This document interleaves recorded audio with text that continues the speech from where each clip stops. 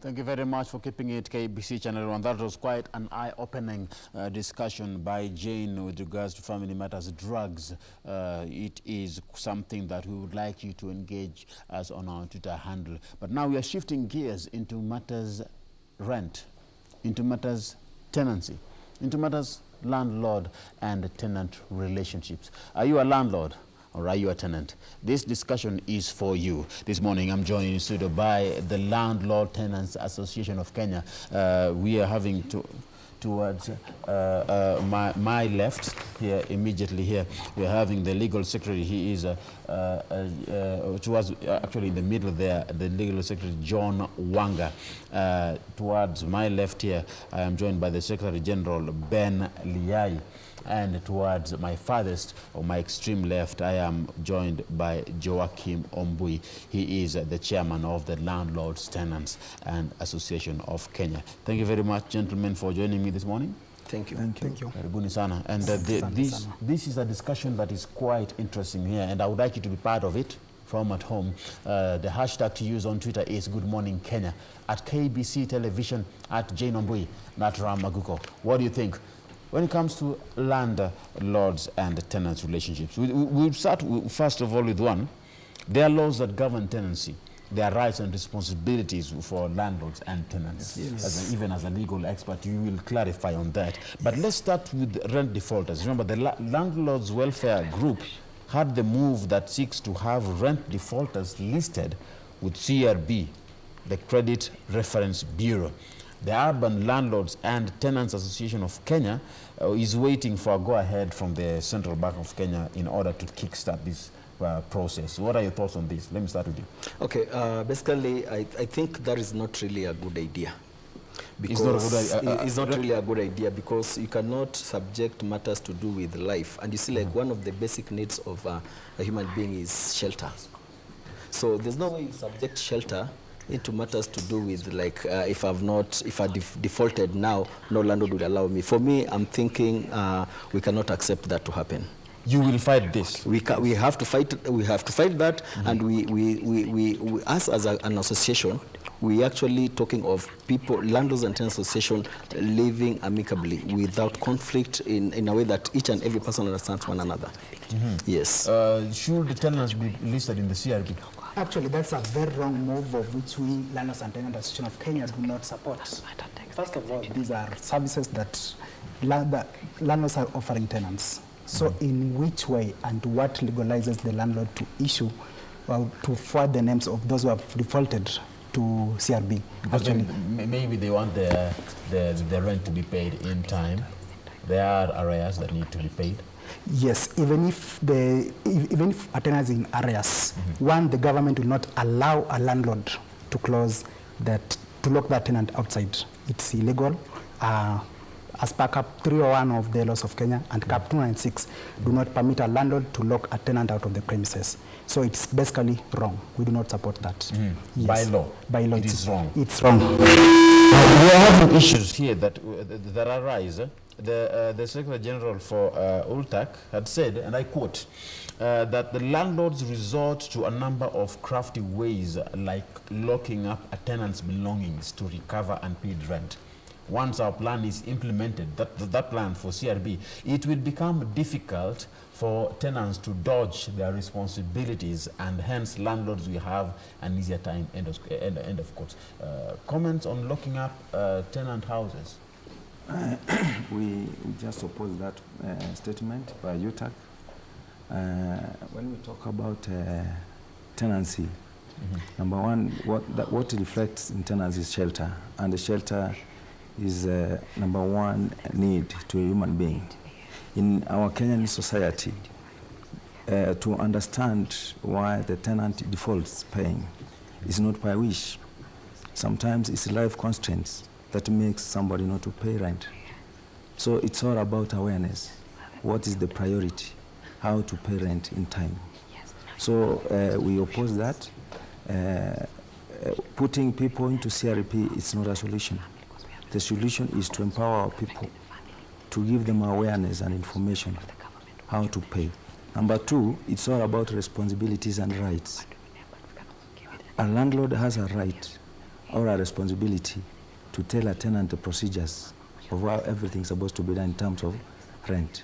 And a tenant has a right and a responsibility to prioritize all the issues in terms of paying rent, and also to ask or raise issues affecting that tenancy where we have a delay in terms of settling rents. And this is a discussion between the two, the landlords and the tenant, to understand this is where we have now notices, at least to explain, I will be failing to pay rent on such and such a date because of some reasons. Now, if you are a landlord, if you are a tenant, and you're watching from home and you have questions concerning this, do you have issues with your landlord? Do you have issues with your tenant? You can bring in your questions using our Twitter handle. The hashtag is Good Morning Kenya on Twitter at KBC Television, Jane Ombui, and at Ram Agluko. We have the ability to answer it right here. Yes. Now, let's start first of all with the basics. Yes. Someone wants to get a house. Yes. You want to move into a house. Yes. What are the things that a tenant should look for? What are the things that you should get into before you sign, before you put pen to paper? What are the criteria that a tenant should look out for before they get into a house? Yes. Point number one, before you take possession of that premises, a tenant has to look at the costs, because you may enter the premises, and then if you are told maybe rent is 20,000, then come tomorrow you are being told it's 23,000. There are some hidden costs that were put somewhere which were not disclosed to the tenant. So the tenant has to factor in the total costs before entering the premises. Yeah, we talk about the deposit. That is rent, other utilities, say security, and garbage collection. Those are the things that the tenant has to factor in. Are there things that should not be paid once someone is entering a house? Basically, I don't think if there are things that should not be paid or things that are supposed to be paid. Basically, that's why we have a lease. And a lease will actually will enlighten you on what exactly you need to pay. But then, just like to go back to your question, you asked like what, if you're looking for a house, what is the first thing that you need to do? Maybe let me say, for example, you've already identified the place where you are supposed to go. I mean, you feel like you should actually go and stay. Now, that house, before you enter into that house, we have what we call a checklist. Okay. In matters to do with tenancy, we have entry, stay, and exit. So under entry, you have to have a checklist and check out to note each and everything that is in that particular house. If everything is well fixed and all that. And then, of course, secondly, now get to know the cost, just like what my colleague has said. And then once you agree to the cost that you're going to incur, and you have the checklist. Now the checklist should be attached with the lease, and then the lease should actually have, you should make sure that you read each and every clause of the lease. And you see, the reason why we come in is because we are able to help and translate that language into a language that can be understood by any common person for members of Landlords and Tenants Association. So basically, that is the most important thing for you to do before you even get into signing the lease. Do you have things that a landlord should make sure that they do before a tenant enters a house? Sometimes a tenant may get into a house and then there are things that are not really pleasant for the tenant. Some of the things in the house are broken. In the bathroom, we have issues. We have painting issues. We have even the tiles. Whose responsibility is it to take care of these things? The responsibility of the house, the history of the house, as my friend has said, it's all entailed in the checklist. The landlord is the one who is supposed to make the house as the way it is. As per the lease interpretation and checklist, maybe the previous tenant who was in that house is supposed to be given that mandate to leave that house the way he found it or she found it. So from there, then the counter-checking of the landlord has to check. If I have an interest to take a house somewhere, I have to go and request for the checklist. And then this checklist, it's just going around the house, ticking what's good or what's bad.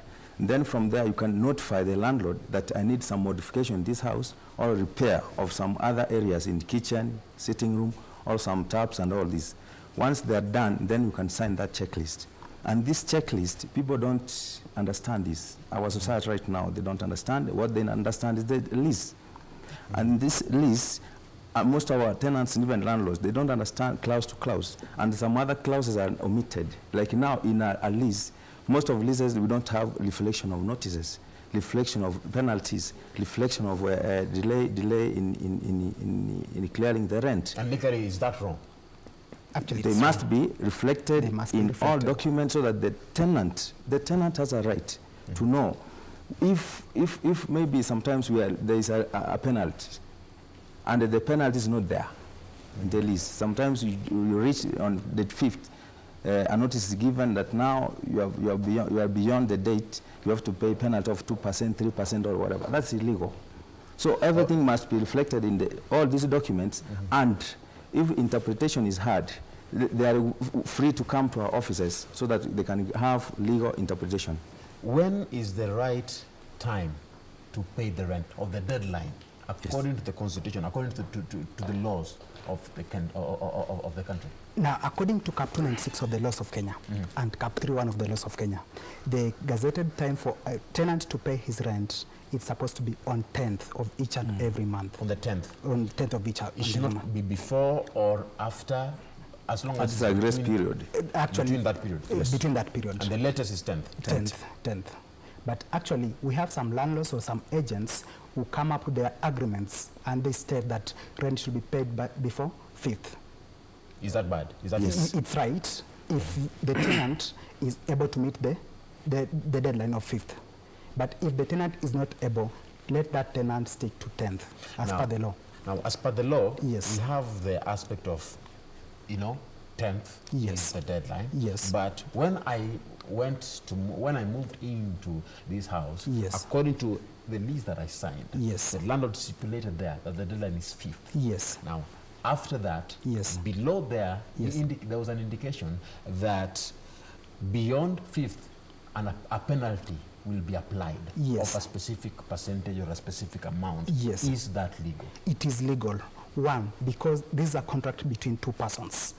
The landlord who was offered the contract and the tenant who is the offeree has accepted the tenant and he has appended his signature, so that upon that 5th, if the tenant fails to pay rent as agreed between the two parties, then the landlord has the legal right to get that. But the tenant doesn't understand the legalities when it comes to the Constitution. That is why Landlords and Tenant Association of Kenya will advise any tenant, if you are given a lease agreement that you do not understand, and in fact the Land Act provides that if one does not understand the contents of the agreement, can seek legal help from someone else. You really have that time. You need to move. But you see, the landlord also has the right to interpret the lease to that person who do not understand.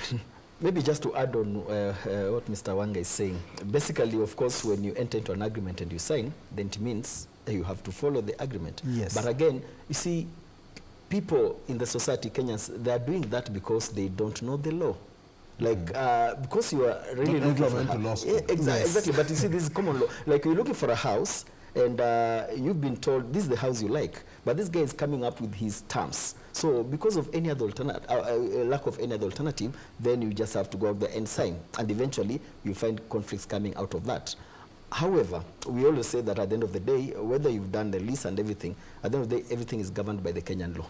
So basically, there's always a window to try and sort out that, and that's why Landlords and Tenants Association comes in. Yes. Now, if a tenant now has, you've given your signature, yes, there is that constitutional deadline, the 10th. Yes.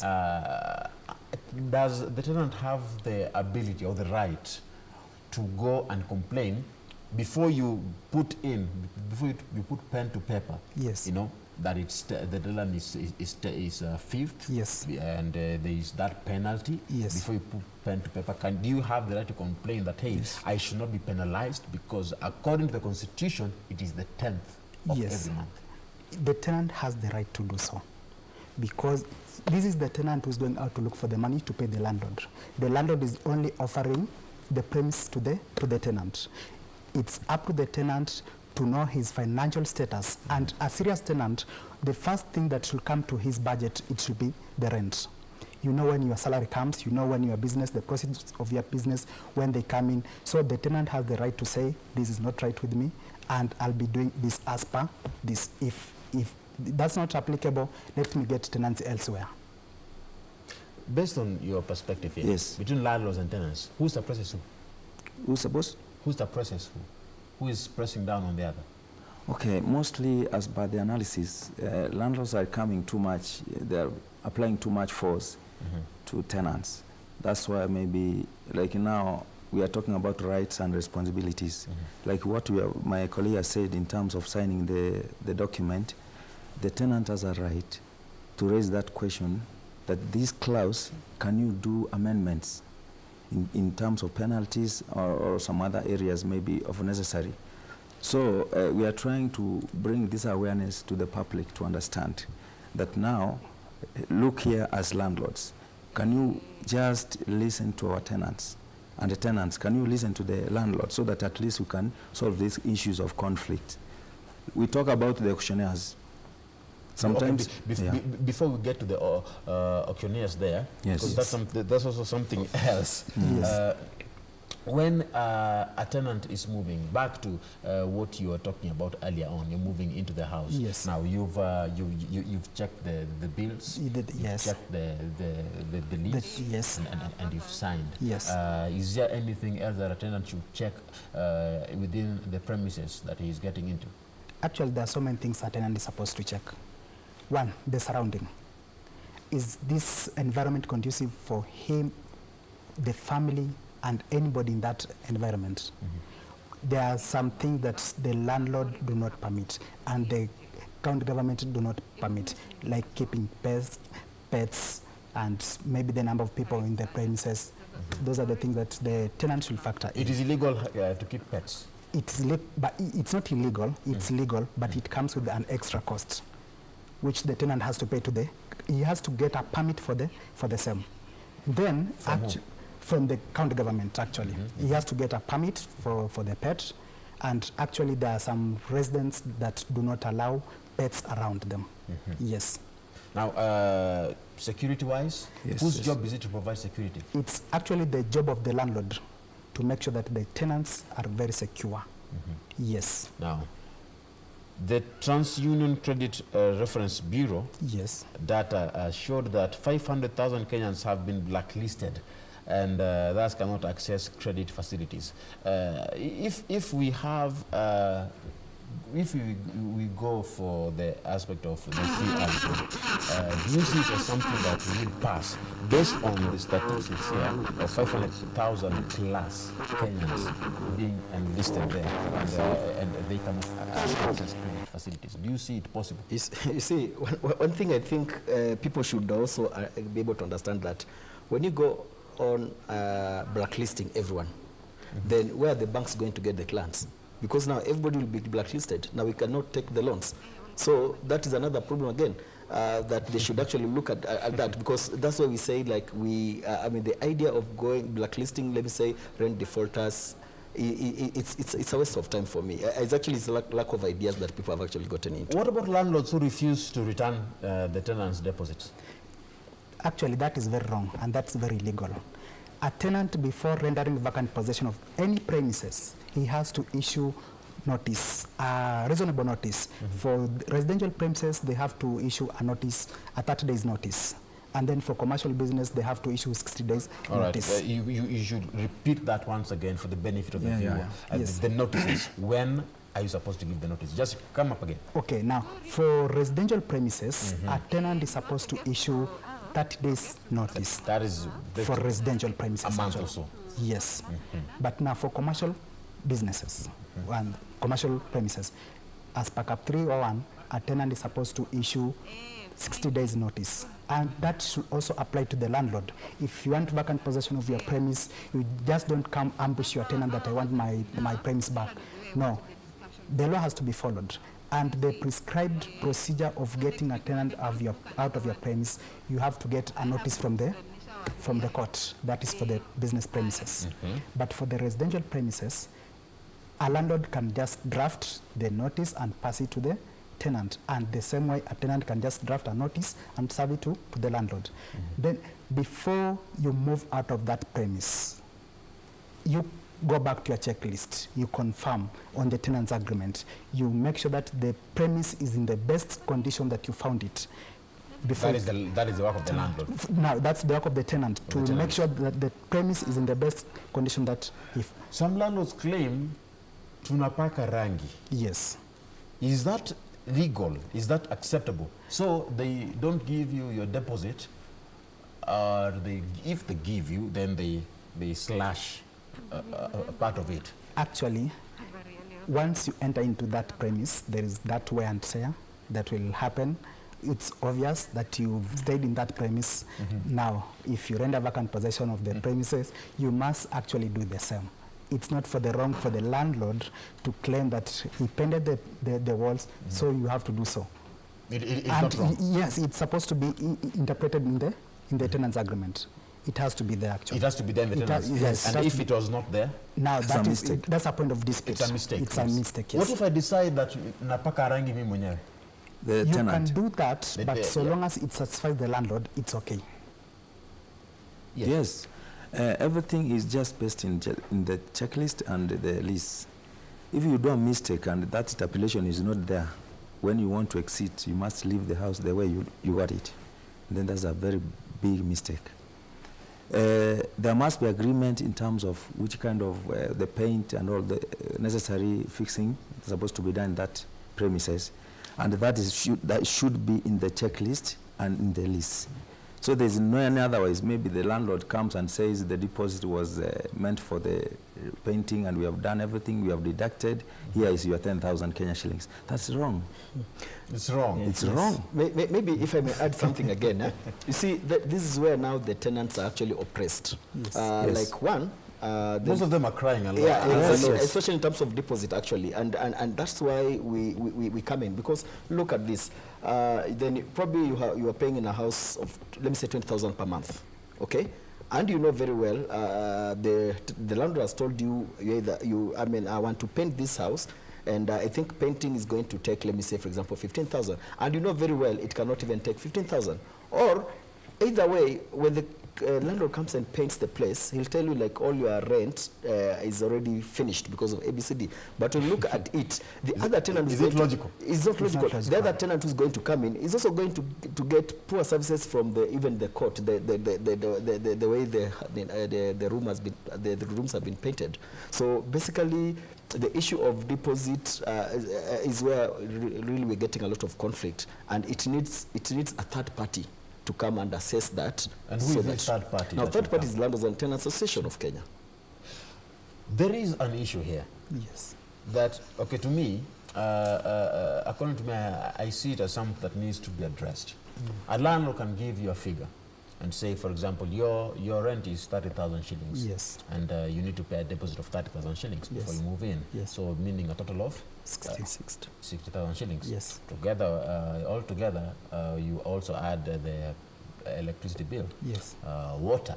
Yes. And maybe security. Yes. So now these bills that you pay, you give them to the landlord before you move in, before you check in. Yes. Now you check into a house that lacks some facilities. Maybe the pipes are broken. Yes. Maybe the taps, if you go to the bathroom, maybe the ceiling has some issues, the tiles has some issues. You have to tell the landlord to repair them. And to some point, to some level, you end up not getting the services that you need. Yes. Now, the day that you move out, you are told that lazima ulipe pesa ya rangi. Yes. Lazima ulipe pesa ya hii. Yes. Hii ulivunja. And you are aware that this thing that is at this state, sikuvunja, when I moved into the house, I found it like this. Yes. And I'm leaving it in the same status that I found it. Where are we going wrong? Where should tenants run to? To whom? If the landlord begins to exaggerate the prices of everything. Yes. Now, in that context, we have the rent tribunals.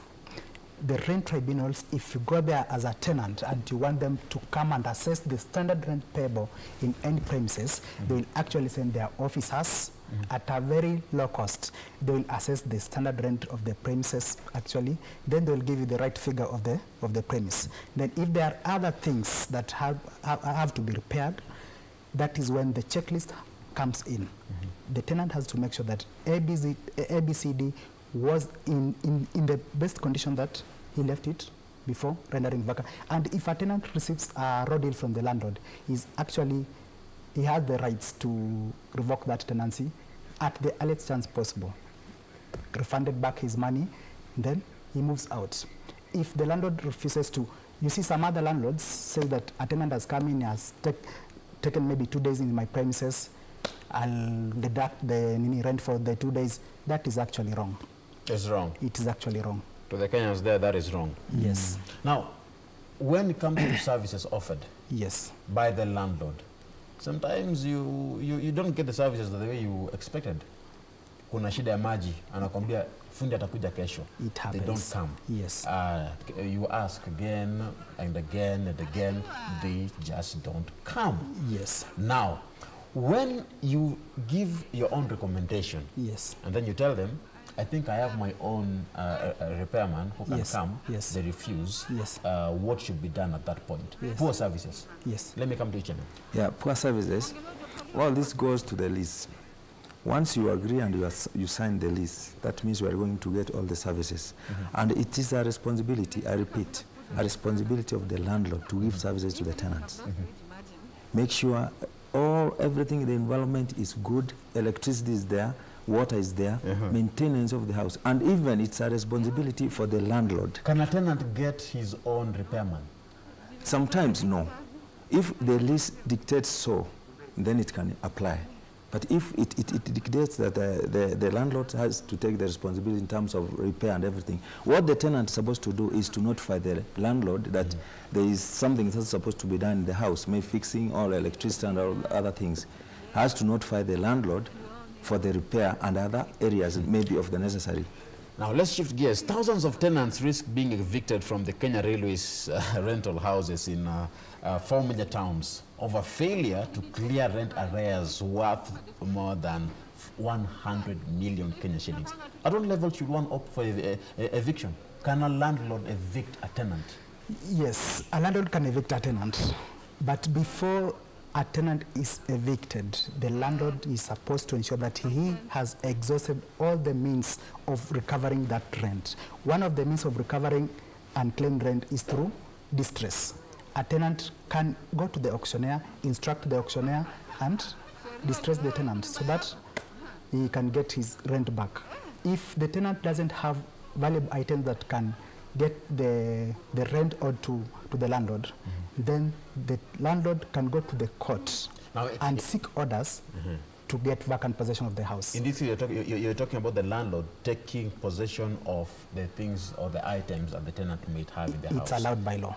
It's allowed. By law, the it's allowed. The landlord can get into the house, yes, get any item they want, and go with them. Not that way. Using the auctioneer, and the auctioneer has to notify the tenant 21 days before the items are taken away. Okay, so the tenant should be notified 21 days. 21 days. And the landlord should not come alone. The landlord should not. In fact, the landlord has no right to do that. What about landlords who lock the tenants' doors? Wrong. That's illegal. Illegal. That's illegal. So it's illegal. You know, people don't know about this. It's all about giving notice. If there's a conflict, a landlord has to give the notice to the tenant. That now it is too much, maybe 2-3 months. Can you find me my rent arrears? Then thereafter, a notice comes. Then what follows the auctioneer proclamation. Yes. That now we want to recover the money to compensate the rent arrears. But going and locking and doing everything, that's wrong. Okay. At what point is a landlord allowed to lock a tenant's house? No. There is no. It is never allowed. It's never allowed in law. Never. The law does not give So what when unasema nimefungiwa mlango na landlord? That's wrong. They come very fast to our office. They don't know their rights. That's why we are here as Landlords and Tenants Association of Kenya to help such. The hashtag on Twitter is Good Morning Kenya, at KBC Television, at Ombui, and at Ram Aguko. Seemingly, I'm discovering things that I never knew. Kumbe, haufai kufungiwa mlango. Interesting there. Harassment. Last year, there was an interesting thing that happened in Eldoret, where a court in Eldoret sentenced a tenant for 12 months in jail for biting his landlord's ear during a quarrel over rent. How do you deal with the harassment? You know, and in this case, it's from a tenant. Yes. Now, that is, it went beyond the normal civil. Biting someone's ear. Yes, that's criminal in nature, actually.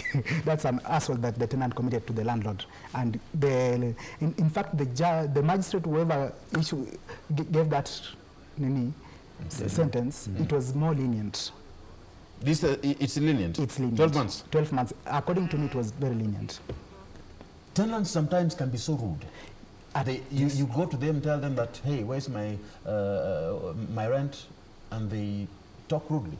What should a tenant do? Actually, basically, first of all, we should not even have that environment whereby the landlord is going to ask for the money from the tenant. And you see, this one happens because people don't know the tenancy law. Because for a tenant, for example, if you know very well that you're going to be a bit late in paying your rent, then you have to inform the landlord so that you are able to give in. Which most people don't do. Which most people don't do. They wait until the last day when the landlord is expecting his rent, and then that's when the tenant is saying, I don't have money, which of course definitely will lead into a conflict. Does the landlord at that point have a right to say, no, whether you have it or not, I need it right now, because the deadline has to be met?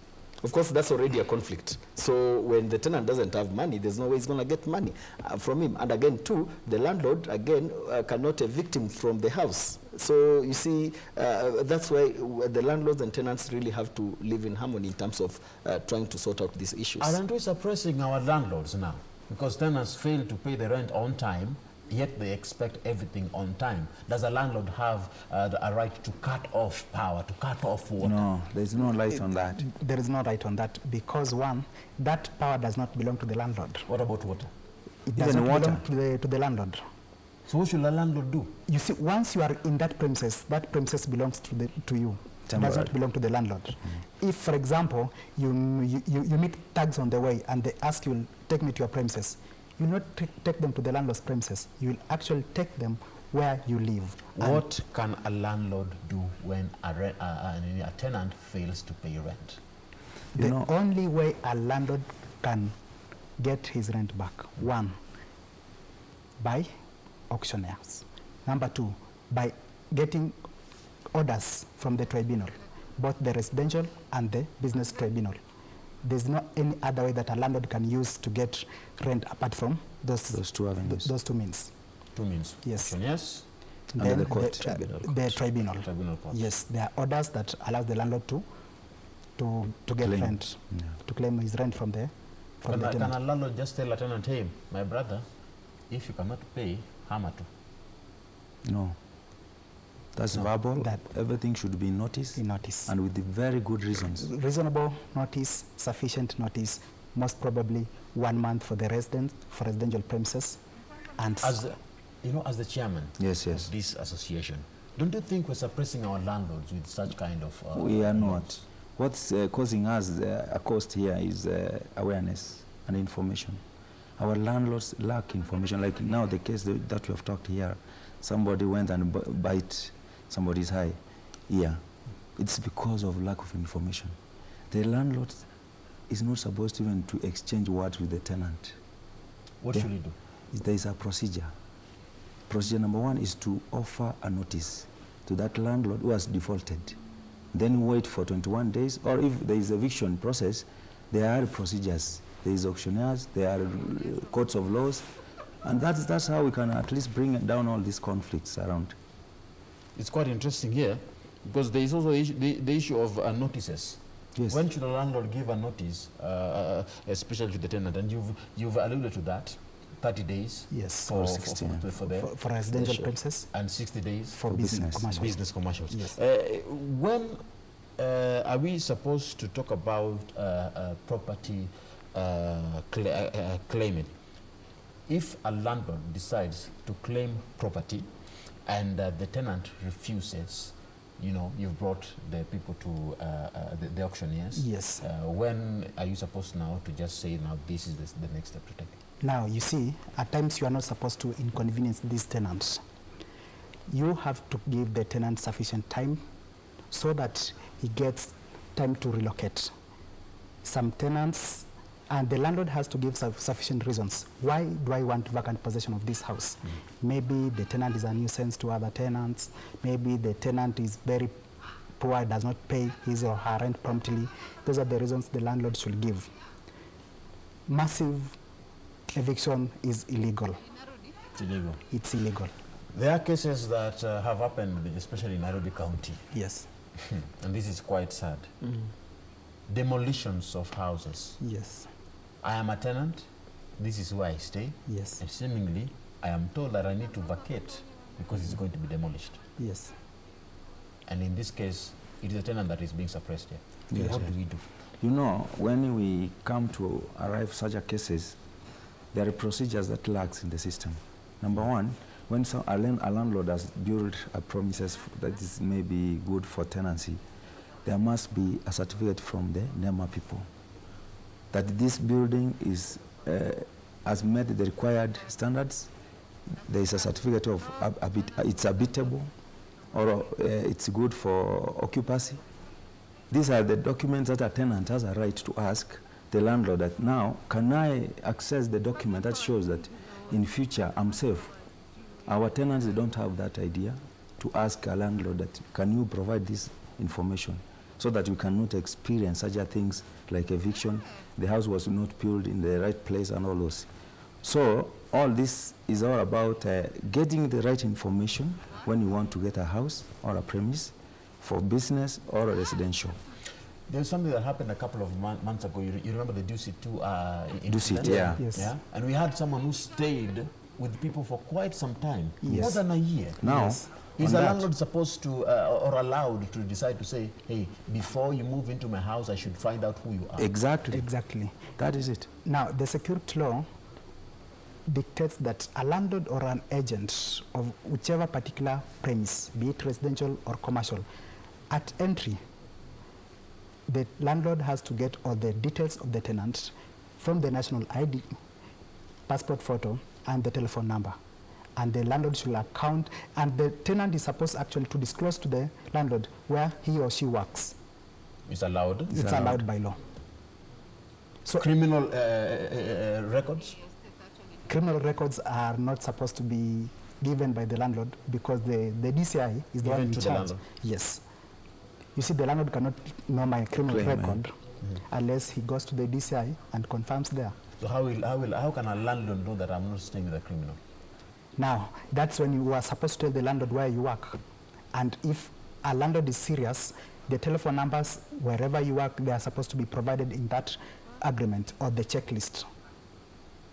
The landlord is supposed to be having all those details. Do we have laws that safeguard the rights of landlords? Yes, there are laws. One, the landlord is entitled to rent. Number two, the landlord is entitled to increase rent or decrease rent. Yes, so a tenant who stays in the house is that tenant who pays rent. But if you are not paying rent, then you are not a tenant. And we cannot have two landlords at the same time claiming proceeds of the same house. If I get if I get a notice that the rent has been increased, it's my obligation as a tenant to pay. Oh, of course it is, but again, okay. Yes, but again? But again, you see, the landlord will definitely have to show the tenant why reasons to why he's increasing the rent. You must indicate the reason. Yeah, like Yes, you don't you just must wake up indicate and the say, reason. now today rent is this much. Yes. And this is permitted from the tribunal. You have to explain to the tribunal why you want to increase the rent. Maybe you want to do renovations. You have to show the materials, the taxes have cement, been and Should it be the something taxes. that all landlords within a certain area do, or if I am a landlord, I have my own house, I can decide to do it alone? You can do it You alone. can do it alone, but Yes. under the permission from the tribunal. Yes. Not yourself only like that, and then you offer the notice that I have increased. And the increment, there is a limit, there is a percentage in terms of increment, which is 10%. We had a case where the landlord just woken up and increased rent, and one of the tenants came to our office and he needed assistance, and we were able to do that because you don't just wake up and increase the rent like that. So as an association, these are some of the things that now we come in and try to sort them out. There are specific cases that are quite alarming. A landlord can decide to increase rent, for example, 3 times in the span of 6 months. That is something that actually has happened to someone, and that is a message that I just received. My colleague encountered that. That is actually illegal. And it is? It is illegal. Illegal or legal? Illegal. Illegal. Yes, yes. You are not supposed to increase rent more than 10%. Not more than 10%. Not more than 10%? Yes. Of the rent?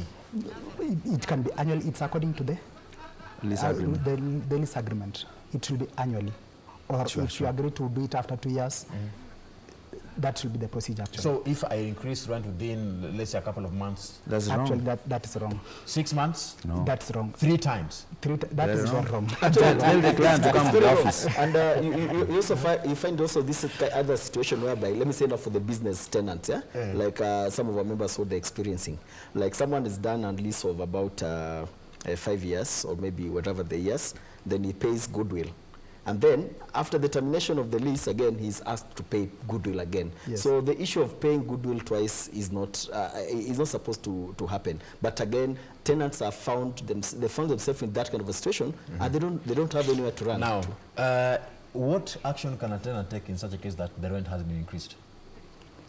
The action number 1, this tenant through us, or he can walk to the tribunal. Then there is a form he will be asked to fill. This form now permits the tribunal to come and assess the standard rent payable in that premises. Okay. Yes. Back to the issue. Yes. Deposit again. Yes. In this case, rent has been increased. Yes. Let's say I was paying a rent of 10,000 shillings. Yes. It has been increased now. I pay a rent of 20,000 shillings. Yes. I paid double. Yes. When I moved in, I gave a deposit of 10,000 shillings. Yes. When I leave, what should be the deposit that I leave the house with?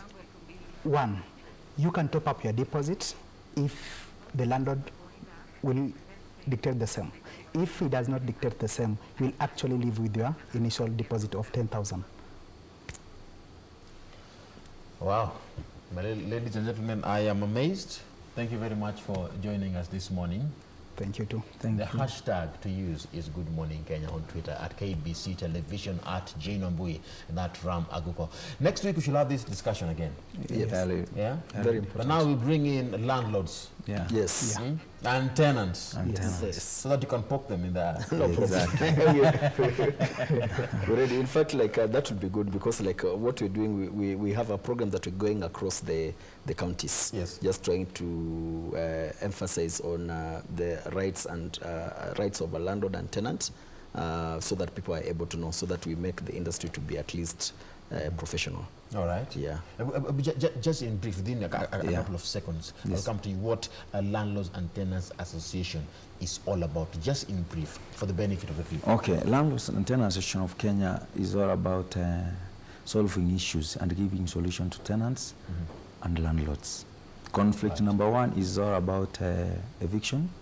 2 is giving unnecessary notices, illegal increment of rent, and other areas that brings conflicts in the industry. So we stand between the two. We are the best arbiters who can arbitrate between the two in court and outside court. We are doing awareness all over Kenya in our counties to make sure our landlords and tenants understand their rights and responsibilities.